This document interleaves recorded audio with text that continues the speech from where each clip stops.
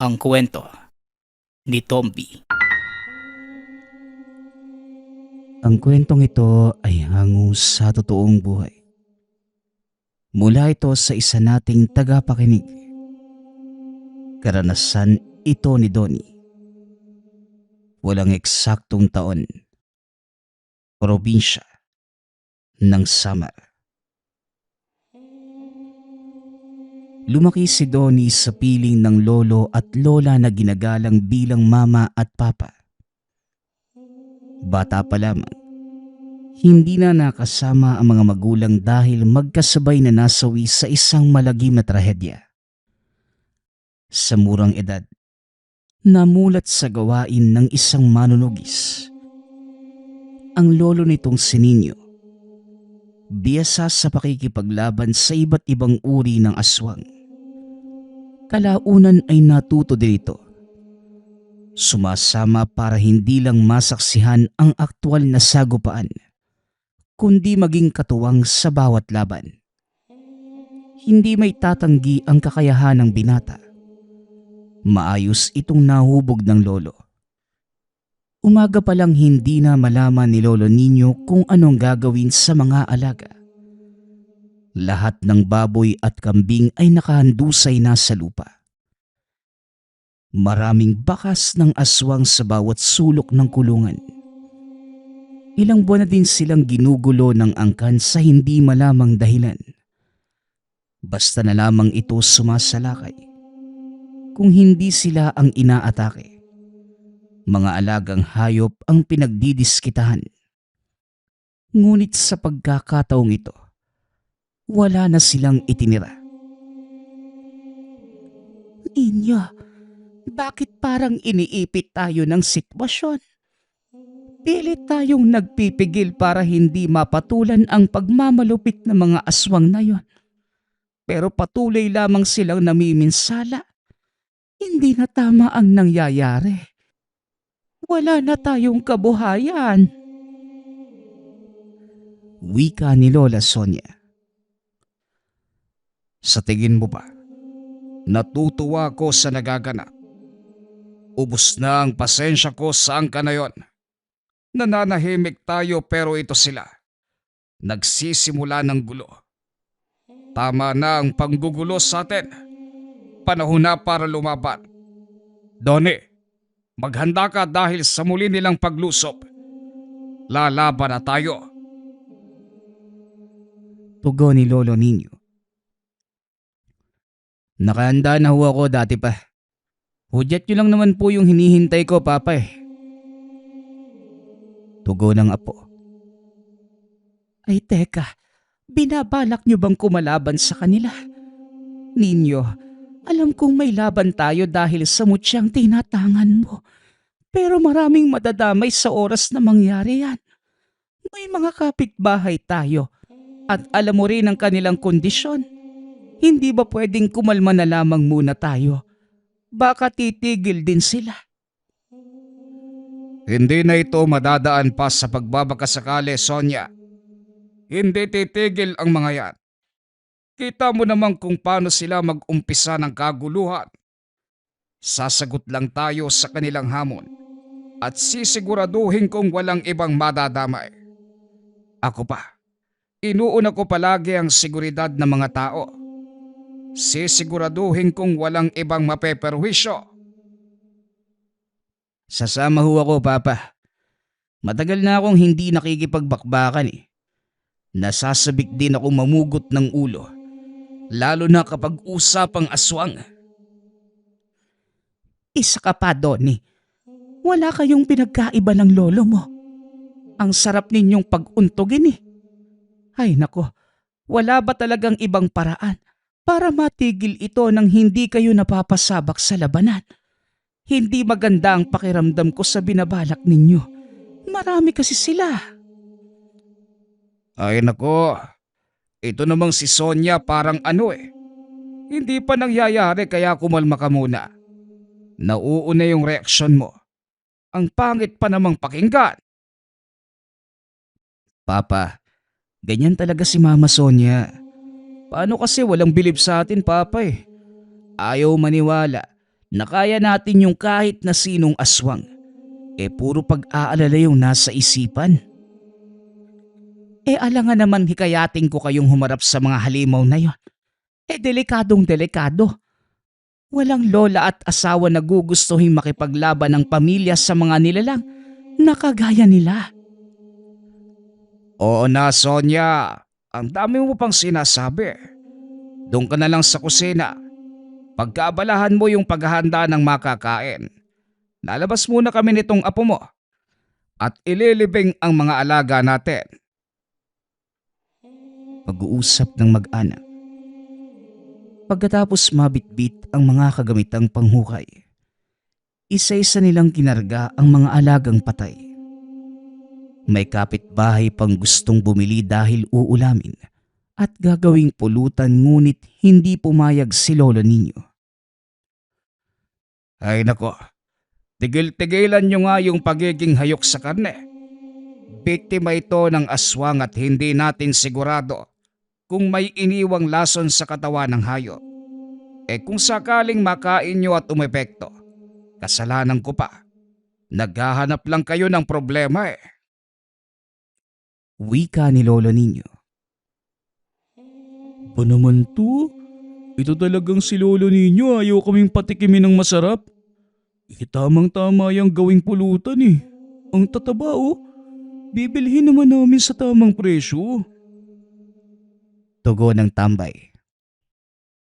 Kung gusto nyong kumain ng karne, pumunta kayo doon sa palengke. Ilang minutong lakad lang naman yon. Huwag itong alaga namin dahil mga patay na biktima ng aswang. Delikado sa kalusugan at buhay. Makinig kayo. Huwag nang hihirit at baka mahambalos ko nitong piko. Wag nang makulit. Baka magalit si Papa, lagot kayo. Sa palengke na lang kayo bumili. Mas maayos yun kaysa dito. Doon na kasi. Hahampasin kita Wika ni Donnie. Tinataboy dahil gustong lumapit sa mga bangkay ng hayop. Hindi nakapalag ang mga tambay lalo na kung pakikitaan ng bangis ni Lolo Niño. Makukulit ang mga ito at hindi madaling pakiusapan. Tumulong naman ang apo sa pagpapaalis kaya walang naging problema. Habang isa-isang binababa sa hukay ang mga alaga, napansin ni Lolo Niño na may kakaibang bakas sa mga sugat. Nagkukulay berde. Namamasa na parang nana. Kumuha siya ng dahon. Ipinahid doon pagkatapos itinapon sa tabi. May pusang lumapit at dinilaan yun. At lumipas lamang ang ilang sandali. Nagwala ito. Naglupasay hanggang sa hindi na gumalaw. Teka Lolo, paano po yun? Ano po ba yung itinapon nyo? Bigla na lang namatay yung pusa Tanong ng binata pagkatapos masuri ang kalagayan ng hayop. Galing yan dito sa sugat ng alaga natin. Nag-iwan pa ng lason yung mga aswang na yon. Tignan mo yung pusa. Ilang segundo lang ang tinagal matapos malunok yung lason. Ang angka na yon. Gusto talaga ng gulo. Donnie, mamayang gabi siguradong lilitaw sila para manggulo. Handa ka bang sumabak kung sakaling mapalaban tayo? Tanong ni Lolo Niño. Tinatanong pa ba yan, Papa? Siyempre naman, nangangati na nga tong mga kamay kong sumuntok Tugon ng binata. Ayos. Maghanda ka talaga. Dahil sa oras na makaharap natin ang angka na yon, wala tayong ititira. Ibibigay natin ang leksyon na nararapat sa kanila. Sisingilin natin sila sa mga panggugulo. Papa, bakit po pala tayo ang inaatake nila? Wala naman po akong maisip na rason para maging ganito. Ikaw po ba? May nagawa ba kayong mali tapos sinisingil sa ganitong paraan? Huwag niyong mamasamain po Nagtatanong lang po talaga ako. Tanong ni Donnie. Napabuntong hininga si Lolo Niño Maging siya, naguguluhan kung paano umabot sa puntong yun. Ang tanging alam ay nanunugis lamang ng aswang na gumagambala sa lugar. May katagalan na rin ang huling engkwentro at wala itong inagrabyado na kahit na sino. Sa isip-isip ng matanda, marahil gusto lamang ng nilalang na manggulo upang mabawasan ang manunugis sa lugar.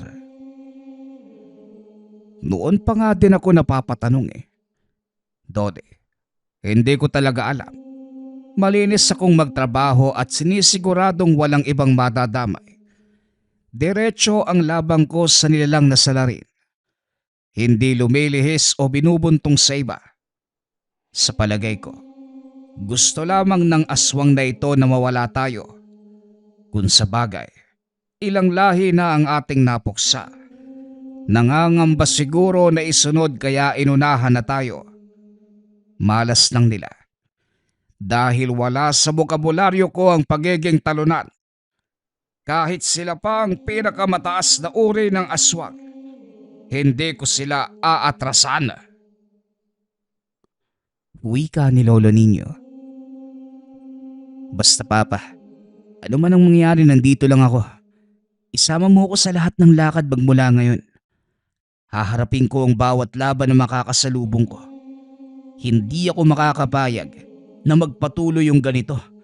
Baka sa susunod, mas malala pa yung mangyari. Tugon ng binata. Tama ka, iho. Bago pa ito maging sakuna, dapat mapigilan na kagad natin. Muling wika ni Lolo Nino. Pagsapit ng hapon, naghanda na ang maglolo. Inilabas ang punyal pangontra, lalong-lalo na ang pangmalakasang medalyon. Pareho silang nagdasal. Hindi na makapaghintay sa mangyayari mamaya. Diyos ko, kung sakaling mapapasabak sa labanan itong aking asawa at apo, huwag niyo ho sana silang pabayaan. Ipadala mo rito sa lupa ang iyong mga anghel upang magsilbing gabay nila. Diyos ko, ikaw na talaga ang bahala sa kanilang dalawa. Pagdarasal ni Lola Sonia. Ano ba naman yan, Sonia? Kung magdarasal ka, pwede pang sarilinin mo na lang. Huwag mo nang isabibig dahil nadidinig namin. Nagdarasal din naman kami rito. Baka malito pa yung Diyos kung kaninong dasal yung unang diringgin. Kaunting babalang ng boses dyan. Sita ni Lolo Nino sa asawa. Ninyo, talaga bang lalaban kayo? Diyos ko, lalaban nga dahil naghahanda na. Itong si Donnie isasama mo. Dumito ka na lang kaya, apo, para may kasama akong magdasal. Kinakabahan ako para sa inyo Alam mo, Sonia, napakaano mo talaga. Ngayon ka pa magkakaganyan na ilang beses na kaming nanugis. Walang pinagkaiba ang laban ngayon sa dati. Aswang lang din naman na makakasagupa. Tigil-tigilan mo nga ako sa kakaganyan mo. Masakit sa tenga. Kanina ka pa Wika ni Lolo Nino. Naririndi na ito sa paulit-ulit na salitang nadidinig. Mama, wag po kayong mag-alala. Ang totoo nga walang dapat ipag-alala. Alam ni Papa ang ginagawa niya. Hindi siya makikipagtuos kung alam niyang wala siyang laban. Mama, magtiwala tayo kay Papa. Siya kaya yung isa sa pinakamalakas na manunugis ng aswang sa balat ng lupa. Wala pang nakakatalong nilalang sa kanya. Ni hindi nga nagkakaroon ng galos sa labanan yan Pagmamalaki ni Donnie. Ang sabihin mo, kumakampi ka sa kanya. Parehong-pareho talaga kayo ng ugali. Mula noon hanggang ngayon. O siya, ako na lang ang may iwan dito sa bahay. Magdarasal ako. Yun lang naman ang magagawa ko Kung marunong lang akong humawak ng patalim, nakisali na ako sa lakad niyong dalawa. Tugon ni Lola Sonia. Oo, dito ko na lang sa bahay. Magbantay ka rito. Hindi naman kami magtatagal ni Donnie. Muling wika ni Lolo Nino. Makalipas ang ilang sandaling paghahanda, alerto na sila dahil nangangamoy na ang paligid. Lumalantad sa hangin ang bakas na mga aswang. 3 ang nabilang ni Lolo Nino pagkatapos masilip. Noong nakaraang mga araw ay 2 hanggang 4. Tinignan niya ang ibang bahagi ng bakuran at malinaw na nakikita ang figura ng aswang. Nagtatago sa nagyayabungang halaman. Maging alisto ka, Donnie. Unti-unti silang lumalapit. Dati meron pang distansya. Ngayon nasa bakuran na natin. Ang punyal mo, ihanda mo na. Sonia, doon ka sa kwarto natin. Hindi yon malalapitan dahil malakas ang pangontra doon. Huwag kang mag-iingay at kapag lumabas na kami, saka ka lang magbubukas ng pinto kapag ako ang tatawag ng pangalan mo. Nagkakaintindihan ba tayo? Wika ni Lolo Nino. Marahang tumango si Lola Sonia. Pumasok ng kwarto at nagsimulang magdasal. Dahan-dahan na ring lumalabas si Lolo Nino. Naging maingat upang hindi kagad mahalata ng mga aswang. Sumunod si Donnie. Sa harapan ito dumaan. Dali-daling sinunggaban ang aswang na nasa halamanan. Madali itong nakabawi. Nangangalmot at nangangagat. Saka lamang humiwalay pagkatapos madaplisa ng punyal. Daplis lamang yon. Ngunit malubha kagad ang naging kalagayan. Naglupasay habang umiinda. Sunod na sumugod ang isa pang aswang. Napansin ito ni Donnie kaya't kagad natapatan ng atake. Walang pinagkaiba sa nauna. Sa simpleng pagsaksak ay natumba kagad ito. Habang si Lolo Nino sa kabilang banda naman, natakasan ng isa. Hindi ito nagkaroon ng pagkakataong makapagtuos dahil matapos makitang bumagsak ang unang nilalang, nagmamadali na itong umalis. Mabuti ka pa natapos mo kagad ang 2 samantalang ako. Isa na nga lang hindi pa nahuli. Binilisan mo kasi kaya natakot noong napatay ang unang kasama eh. Tinakbuhan na tuloy ako. Wika ni Lolo Nino.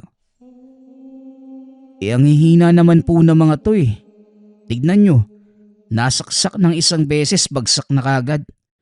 Itong isa naman, daplis nga lang patay na kagad eh. Pasugod-sugod pa dito sa atin. Di naman pala malalakas. Akala ko pa naman mahihirapan akong lumaban. Ang lalaki ng katawan ng mga to pero wala pala. Tugon ni Donnie. Sinuri ni Lolo Nino ang katawan ng mga nilalang. Merong nana ang mga sugat. Sinubukan niya ang ginawa kanina. Ipinahid sa dahon at nagtawag ng pusang gala. Patay din ito pagkatapos madilaan ang likido. Naku, makamandag pala ang mga aswang na ito. Ang sariling dugo ay may halong nakamamatay na nana. Halika, iligpit muna natin kagad bago pa kumalat sa hangin. Delikado kung tao ang makakalangha. Muling wika ni Lolo Nino. Tinabi nila ang bangkay sa hukay ng mga alagang nilibing. Inorasyon ng mabuti at sinunog upang maiwasan ang hindi dapat mangyari. Umalis din sila pagkatapos. Pagkarating ng tahanan, naroon pala ang aswang na nakatakas kanina. Nakasampa sa bubong habang sinisikap na tanggalin ang yero. Ay nako, hindi mo yan masisira ano? Mas matibay pa ang bubong namin kesa sa buto sa katawan mo. Bumaba ka na lamang kung ayaw mong malusaw dyan. Matutusta ka talaga. Wika ni Lolo Nino. Hindi ito basta pananakot dahil may ginawang paraan upang ang kung sinong aswang nadadapo mapapaliguan ng langis. Kung tatagal ng ilang sandali ang nilalang, paniguradong katapusan na nito. Hindi ito nakinig. Patuloy na kinakalmot ang yero. Tumatagos ang mga kuko ngunit naputol ng tumagal. Dahan-dahang umepekto ang pangontrang ipinahid sa bubong. Kasunod nito ang pagbuhos ng langis na nakasilid sa bote sa tabi. Nagwala ang nilalang, nawala ng balanse at nahulog. Dito nila tinambangan, pinagtulungan hanggang sa humandusay na lamang sa lupa. Puro saksak at taga ang katawan. Ay nako, akala siguro magtatagumpay sa ginagawa niya. Bumalik pa talaga. Yan tuloy ang sinapi. Kung umuwi ka na lang sana at nagtago, buhay ka pa sana ngayon. Grabe na ang nangyayari ha. Alisto ka pa rin doon eh. Marami pang angka nito baka nagtatago dyan sa tabi at biglang sumugod. Wika ni Lolo Niño. Papa, maghukay na naman po yata tayo nito. Sandali, titignan ko po yung buong paligid dahil baka meron pang susunod para naman isahang ligpit na lang. Tugon ni Donnie. Mabuti pa, maglibot ka. Dito lang ako at aasikasuhin ko ang isang to. Muling wika ng lolo. Sinuri ni Donnie ang paligid. Tinignang mabuti ang bawat sulok. Sinadya rin ang mga kabahayan sa unahan upang makasigurado. Nang walang maramdamang presensya ng kahit anong nilalang, bumalik ito ng tahanan. 3 ang napuksa natin ngayong gabi. Pero meron pang natira sa kanila. Hindi natin alam kung ilan pero siguradong babalikan nila tayo. Matulog ka na Donnie. Dahil bukas aayusin natin ang bubong. May iilang yerong nasira eh. Kinakailangan ding palitan ng langis. Wika ng matanda. Ano ka mo? May aswang sa bubong. Bakit hindi ko napansin? Nandito lang naman ako sa loob. Abay meron nga ang daming butas ng yero. Diyos ko, sa taimtim kong pagdarasal, hindi narinig yung ingay ng nilalang na yon. Wika ni Lola Sonia. May orasyon ng aswang, Sonia. May bisa kung saan hindi mapapansin ng ordinaryong tao ang kanilang pag-atake. Mabuti na lang kamo nakabalik kami bago pa siya magtagumpay. Mas mainam nga kung makapasok ng tahanan para siguradong matutusta kapag nakalego ng langis. Ay naku, ibang-iba na ang mga kaganapan. Mahihimatay na ako sa kakaisip. Diyan ka na, magpapahinga na ako bago pa mawala ng malay. Pagpapaalam ng asawa. Kinabukasan, maagang kinumpuni ang bubungan. May dumaang kapitbahay. Nagtanong kung paanong nangyari. Gayong hindi naman masama ang panahon. Dito nalaman na pangkalahatan ang ginawang orasyon ng aswang na maging ang mga kapitbahay hindi mapapansin ang kaguluhang dulot ng pagsalakay. Papa, kakaiba yung galawan ng mga nilalang na yun. Biruin mo, marunong ng orasyon. Daig pa tayong manunugis eh. Wika ni Donnie. Yun na nga. Marami na silang nalalaman. Minsan pa nga natatapatan ng orasyon ng malakas na antingero. Hindi bale na. Wala namang magpapatalo sa pamilyang ito. Kahit batuhin pa tayo ng kaliwat kanang dasal, lalabanan natin sila hanggat kaya ng ating tangan. Wala tayong susukuan lalo pat hindi malinaw kung anong rason ng kanilang pagsalakay. Hindi tayo magpapabiktima sa kanila. Tugon ng matanda. Nang sumunod na araw, Pansamantalang napayapa ang paligid. Alerto pa rin sina Donnie dahil ganitong-ganito ang galawan ng mga aswang. Magpapalipas ng ilang sandali. Pagkatapos ay bigla ang susugod. Maging sa gabi ay bantay sarado pa rin. Hindi nagpapakampante. Dahil ilang beses nang nangangamoy ang paligid. Ninyo, bakit ba parang may nangangamoy? Tingnan mo nga sa labas si Donnie, baka kung anong may halamang sinusunog. Ang baho. Goma yata ang sinisindihan. O buhok. Ano ba? Tignan mo nga ron. Wika ni Lola Sonia. Kumuha naman ng itak si Lolo Nino. Walang sinusunog si Donnie. Ang naaamoy mo ay samyo ng aswang. Pakisara ang bintana. Magdasal ka na rin dyan.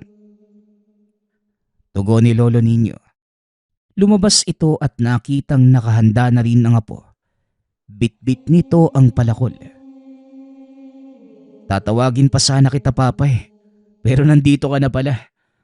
Ang lakas ng amoy po, no? Kanina ko pa napapansin eh. Hindi lang ako nagbigay reaksyon kagad. Dahil hindi pa malinaw pero ngayon, ito na. Marami-rami yung dumaan kanina. Laban na ito, Papa. Wika ni Donnie. Parehong inilibot ng dalawa ang kanilang paningin sa paligid. Iba't ibang pag-angil ang madidinig. Kaluskos sa mga halaman. Lalong lumalakas ang amoy sa paglipas ng sandali. Hindi nagtagal. Sumugod din ang mga ito. Nagsabay ang dalawa. Lumaban sina Lolo Nino na noong una ay pumapabor sa kanila ang laban. Ngunit habang tumatagal, nahihirapan na ang mga ito. Kumpara sa mga unang aswang na nakasagupa, higit na mas malakas ang mga ito. Madaling nakakailag na parabang nababasa ang susunod nilang galaw. Ilang beses din silang natumba. Tumitilapon pagkatapos matamaan ng pag-atake. Tumadami rin ang mga kaaway dahil pa isa-isang nadaragdagan. Donnie apo, ayos ka lang ba? Hindi ko alam na mas malakas pala ang mga ito kumpara sa mga nauna. Pero walang susuko. Kaya mo pa ba? Tanong ni Lolo Nino. Nag-aalala ang matanda sa kalagayan ng apo. Mas malala ang sinapit nito kesa sa kanya. Ilang beses na itong nabalibag at napagtulungan. Ngunit dahil may tangan ay hindi ganong napuruhan. Kaya naman, Papa. Ayos lang ako. Medyo nagulat lang dahil kakaiba yung lakas ng mga to eh. Pero sige lang. Baka mapapagod din sila mamaya. Susubukan kong pagurin baka gumana. Tugon ni Donnie. Sumugod ang binata. Sabay na inatake ang dalawang nilalang. Kumilos na rin si Lolo Nino na ipinamalas ang bangis pagdating sa paggamit ng orasyon.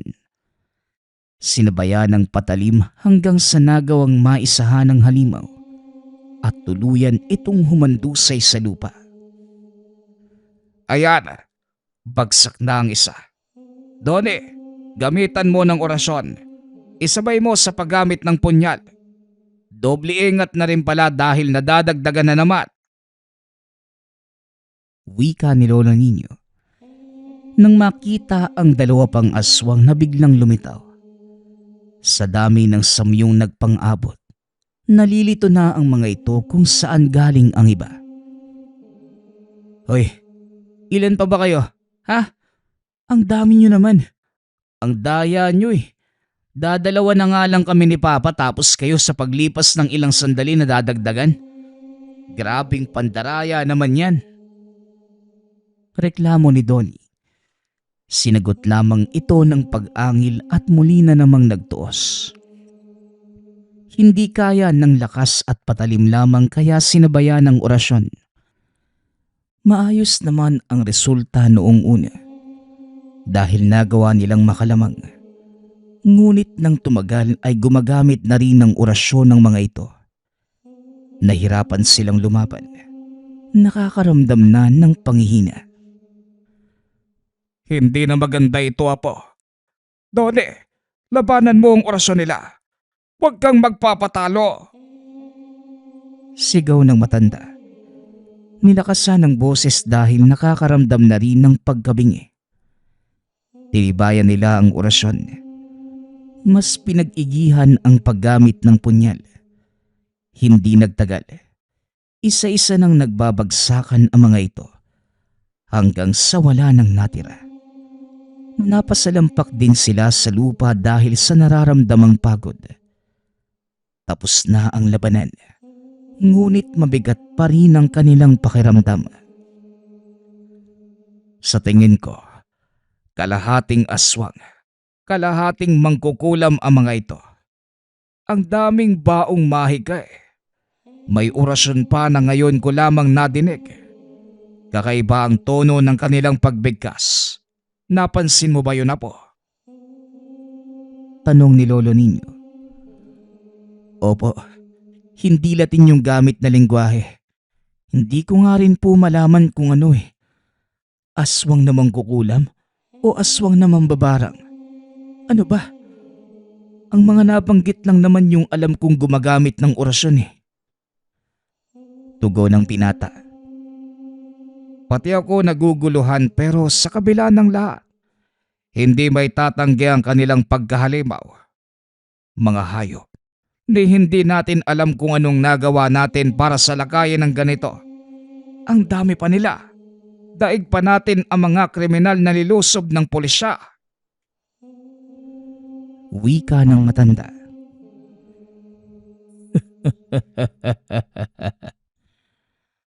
Umabot na tayo sa puntong ito. Pero wala pa rin kayong kaide-ideya sa mga nangyayari. Mga hangal. Naturingang manunugis pero ang ihina ng kukote. Ako na lang mismo ang magsasabi para hindi na kayo mahirapan. Isa lang naman ang nais ng aming angkan.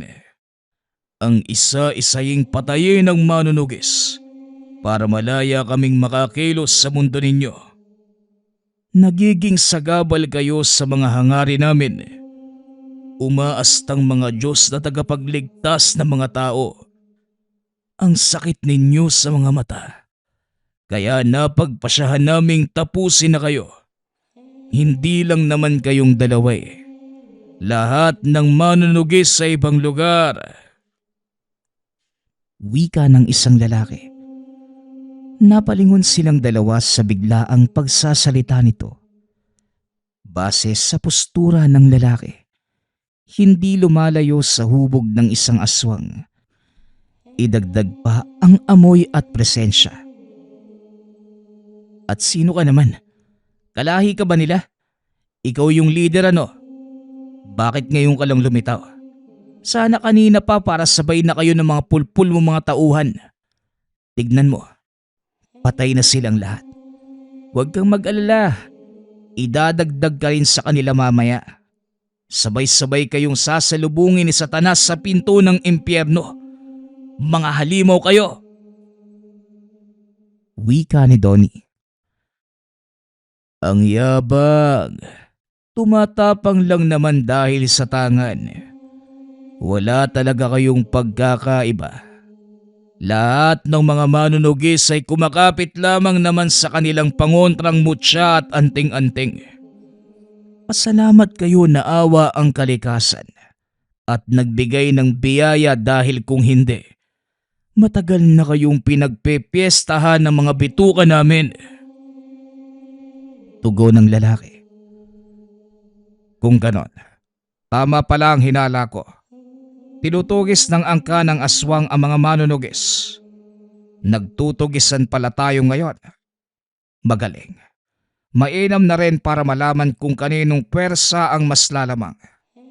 Ano, may sasabihin ka pa ba? Magtuos na tayo dahil baka sikatan ka ng araw at matusta ng sinag nito. Iba ang epekto ng umaga sa inyong lahi, lalo na kapag nasa anyong halimaw, hindi ba? Paghamon ng matanda. Nasagad ang galit ng lalaki. Nagpalit ng anyo sabay sugod. Si Donnie ang humarap gamit ang lakas at punyal. Samantalang si Lolo Niño naman ang umusal ng orasyon. Ilang sandali lamang ang tinagal ng nilalang. Sa sobrang kampante na matatalo ang kanilang puwersa, nakalimutang depensahan ang sarili hanggang sa naunahan. Bumulagta ito sa ibabaw ng mga bangkay ng kasama. Hindi nagpapigil ang binata at kagad itong pinugutan ng ulo. O yan, tapos. Ang daming kuda kanina. Nagyayabang pa ganun lang namang kabilis matalo. Wala pala yung mga to Puro salita, hindi naman kayang panindigan yung lakas. Paano ba yan, Papa? Mukhang malaking hukay ang bubungkali natin para magkasya ang lahat ng to.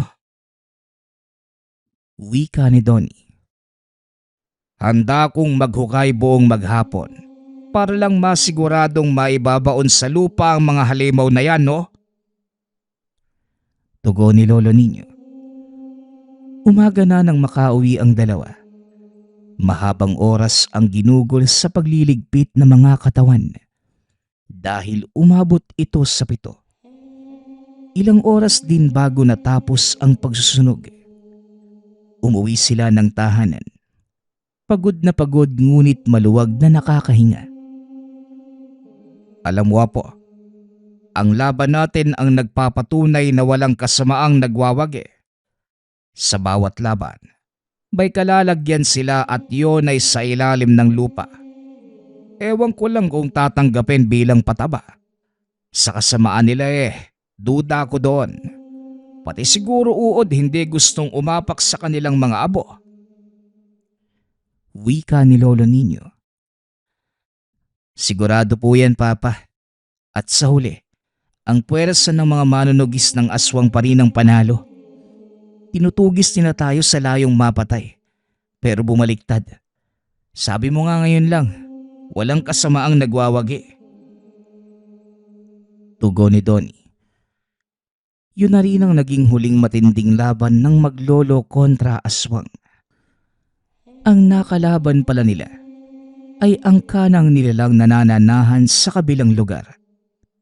Ngayong napuksa ang mga ito, wala nang gumagambala. Kahit na ganun ay hindi sila naging pabaya.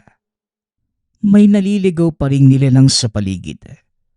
Alisto naman silang pumupuksa. At kagaya ng sinabi ni Lolo Niño, walang kasamaang nananalo. Palaging nangingibabaw ang mabuting hangarin. Katulad nila, nalayong protektahan ang taong bayan laban sa bagsik ng mga aswang. Ang susunod nating kwento ay mula sa isa nating tagapakinig. Karanasan ito ni Jose. Walang eksaktong taon. Probinsya ng Camarines. Sa isang tahimik na baryo sa Camarines, namumuhay ang binatang si Jose. 29 na taong gulang. Masipag, mabait at walang bisyo. Kilala ito ng lahat bilang responsabling anak at mapagkakatiwalaang tao. Ngunit sa kabila ng kanyang kabutihan, may isang bagay na matagal na niyang ikinakahiya. Ito ay yung isang malaking balat sa mukha na dahilan kung bakit madalas siyang pagtawanan ng mga tao noon. Dahil dito, lumaki si Jose na mailap. Hindi na ito nag-aral at mas pinili na lamang magtrabaho sa bukid. Sanay na itong mag-isa at sanay ding hindi pinapansin. Hanggang sa isang araw, may dumating na tuluyang na nagpabago ng kanyang buhay. Nang mga sandaling yun, mainit ang araw nang pumunta si Jose sa tindahan ni Aling Sonny. Aling Sonny, sino po yung Mga bagong dating. Tanong ni Jose. Yan sila Nanay Ibyang at anak niyang si Nina. Kalilipat lamang dyan sa looban. Tugon ng tindera. Napatingin si Jose. Sa tabi ng tricycle, nakita ng binata ang isang dalaga na hindi niya inaasahang makikita sa baryong yun. Si Nina. Maputi. Maamo ang muka at may ngiting tila may dalang liwanag sa buhay. Sa unang tingin pa lamang, parang tumigil ang mundo ni Jose. Hindi siya sanay na humanga, lalong-lalo na sa isang katulad niya. Ngunit sa pagkakataong yun, tila hindi niya ito napigilan. Kinabukasan, nagkita silang muli sa tindahan. Ale, pabili po sana ng mantika. Tinig ng isang dalaga. Napalingon si Jose. Nasa tabi na pala ang dalagang nagngangalang Nina. Hello? Wika ng babae. Hello? Ako nga pala si Jose. Tugon ni Jose. Ako nga pala si Nina. Bagong lipat lang kami rito. Muling wika ng dalaga. Sa simpleng usapan na yun, may nabago sa puso ni Jose. Hindi siya tinawanan ng dalaga, ni hindi din ito nag-usisa. Tila tinanggap siya nito. Simula ng araw na yon, madalas na silang magkausap. Dadaan si Jose sa looban para lamang masilayan si Nina. Minsan ay inaanyayahan siya nitong magmeryenda sa tahanan. Unti-unting nabuo ang pagkakaibigan at hindi nagtagal. Naging higit pa doon ang tulingan. Isang araw, sa ilalim ng punong mangga, naglakas loob na si Jose na sabihin ang tunay na nararamdaman. Nina, mahal kita. Sandaling natahimik si Nina bago tuluyang ngumiti. Akala ko, ako ang unang magsasabi sa'yo. Tugon ni Nina. Naging masaya ang kanilang pagsasama. Para kay Jose, si Nina ang unang taong tumingin sa kanya hindi dahil sa kanyang itsura, kundi sa kanyang tunay na pagkatao.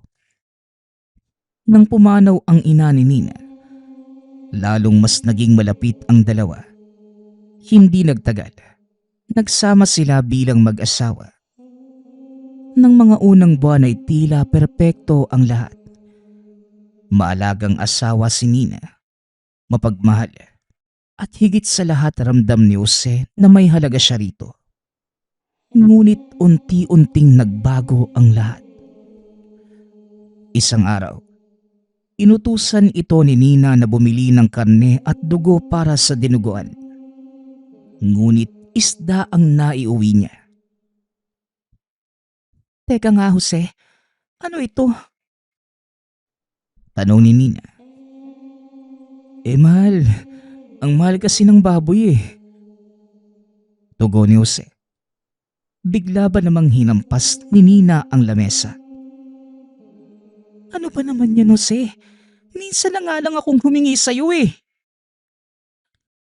Wika ni Nina. Nagulat naman si Jose.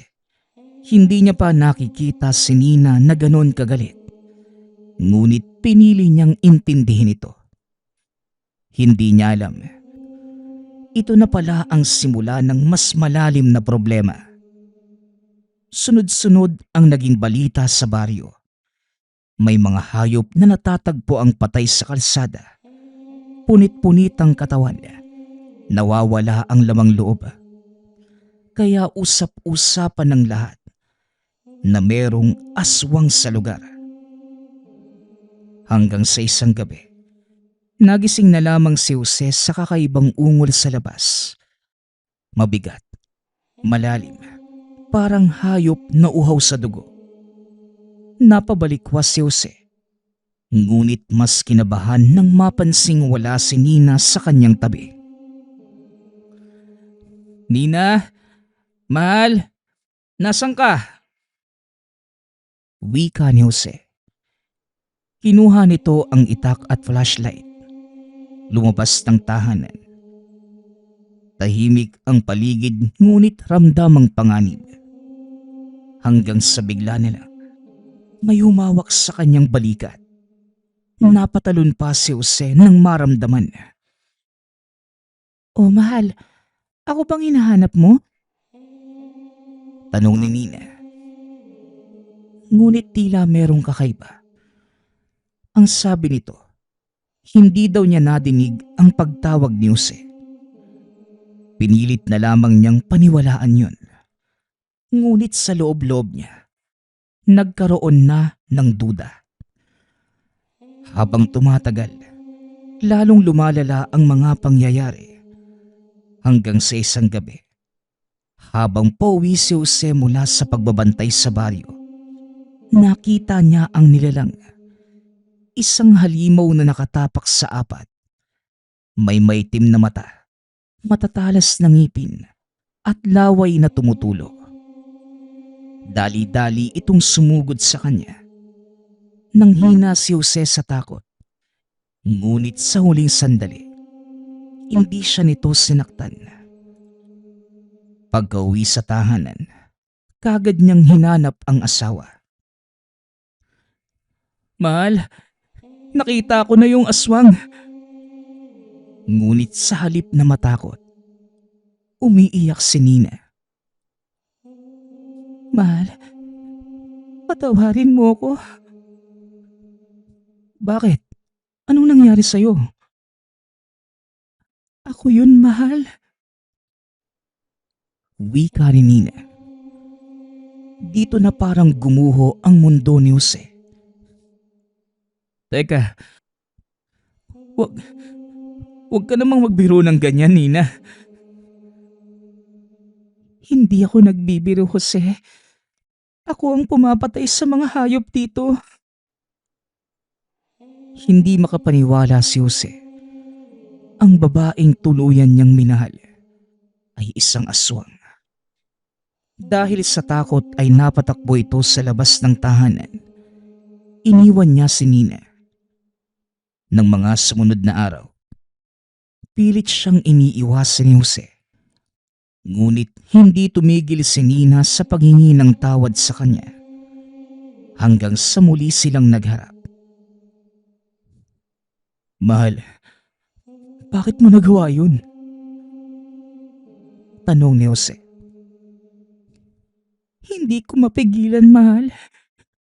Parang nauuhaw ako sa dugo. At kapag hindi, baka tao na ang mapatay ko." Tugon ni Nina. Nang madinig yun, lalong natakot si Jose. "Pakiusap, Nina. Umalis ka na. Huwag ka nang babalik dito. At baka kung ano pang magawa ko sa'yo." Wika ni Jose.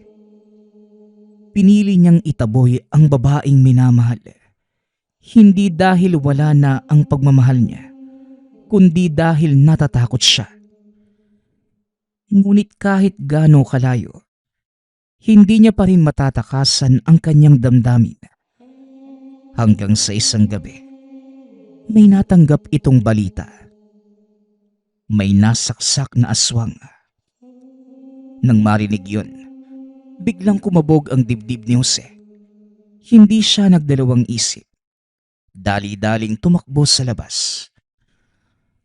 Pagkarating sa pinangyarihan, nakita niya si Nina. Duguan, nasaan yung halimaw. Ngunit sa mga mata nito, makikita pa rin ang lungkot. "Mahal, patawarin mo ko." Dahan-dahang lumapit si Jose. Kahit natatakot, niyakap pa rin niya ito. Unti-unti namang nagbago si Nina pabalik sa dati. Mahal, huwag mong sisihin ang sarili mo. Wika ni Nina. Nang sandaling yon, napagtanto ni Jose na mas malakas pala ang pagmamahal niya kesa sa takot. Umalis sila sa baryo. Humanap ng lugar na malayo sa mga tao. Yung tahimik, yung liblib, at doon nagsimula muli ang kanilang buhay. Unti-unti nang tinanggap ni Jose ang katotohanan. Tinulungan niya si Nina na kontrolin ang sarili nito. Ang buong akala niya, doon na matatapos ang lahat. Ngunit hindi pala. Hanggang sa isang hapon, may nakasalubong ito na isang dalaga. Kuya, nawawala po ko. Alam niyo po ba yung daan sa campsite? Tanong ng dalaga. Naku iha, malayo ka na. Baka gabihin ka. Kung gusto mo, sa amin ka na muna. Sumama naman ang dalaga. Walang kaalam-alam sa mga mangyayari. Pagkarating sa tahanan, ipinasok ni Jose ang dalaga. Tinawag naman si Nina at dahan-dahang isinara ang pinto. Kuya, aalis na lang po pala ako. Ngunit huli na. Hinawakan ni Nina ang dalaga. Nagpupumiglas pa ito at sumisigaw. Pakiusap, bitawan niyo ho ako. Pagsigaw ng dalaga. Ngunit si Jose, kumuha na pala ng kahoy. Sandaling nagdalawang isip ngunit sa huli. Ito pa rin ang landas na pinili. Pinili niyang manatili. Pinili niyang protektahan ang kanyang minamahal. Kahit ang kapalit ay ang pagiging halimaw. Nagpapasalamat nga pala ako sa lahat ng sumusuporta sa ating channel. Nawa ay patuloy niyong suportahan at pakinggan ang ating mga kwento. Hanggang sa muling pakikinig. Paalam.